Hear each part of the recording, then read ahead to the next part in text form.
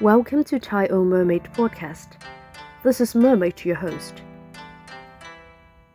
Today is the 28th of September, which marks the 10th anniversary of umbrella movement in Hong Kong.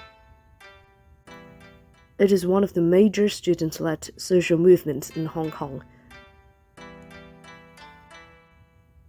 Would like to share with you a story based on the true interaction of myself and my beloved students before I relocated overseas.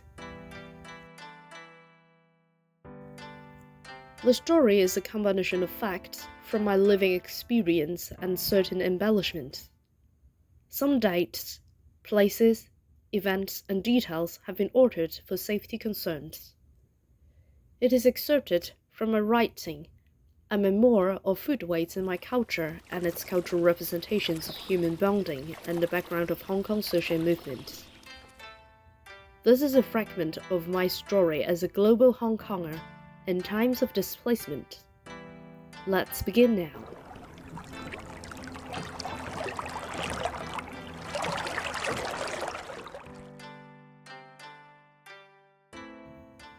Hot soup in the chilling season. Excerpted by Mermaid.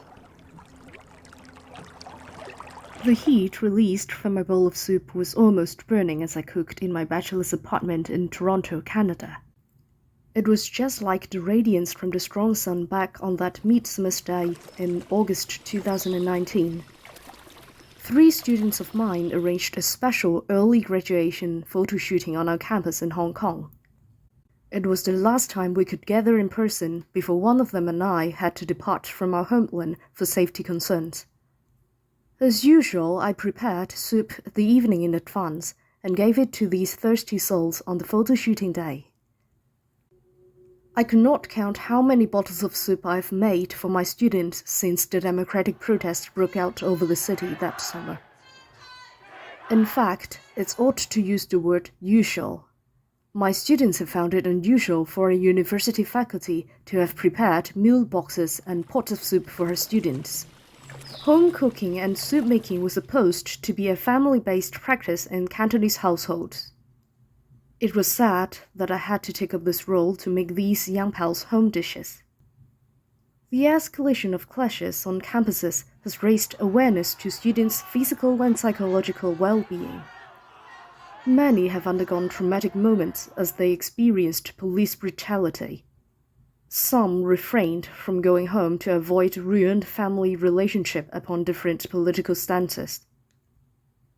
Then I started making soup for my students and their peers. They were among the most active participants in the movement. Our trust was built upon I gave them my full support on behalf of myself but not the institution to go on strike and boycott attending my class, while providing additional help with their studies outside class time. Usually at midnight when they were back to student hostels from everyday black bloc-style mass protests. It was not only about tutorials, but most importantly, to confirm everyone's back and safe. I kept on making soup for them until the one last time we met in person on our campus. The only reason of them arranging this early graduation photo shooting was the fact that we would not be able to meet up again in the near future. We all knew it, but no one was willing to utter it. We tried our best to make the day cheerful as the last memory of gathering. It was a memorable day, but our emotions were also complicated like the layers of flavors from the very last sip of soup in the bottle. The soup-making habit has now become a remedy to keep my heart warm and hope for meeting them at any place in the world one day. We are a family of the same hope, a hope of returning home, the home where we are from, the home we can sit down and enjoy our sip of hot soup with freedom from the chill of fear. So this is the story about myself and my students. We're global Hong Kongers. Today marks the 10th anniversary of umbrella movement in Hong Kong. If you would like to show support or know more about our cultures and stories, check out my Instagram or Threads at kiss_J_. @a_mermaid, or visit my Facebook page at Kiss a Mermaid. Thank you, and see you next time.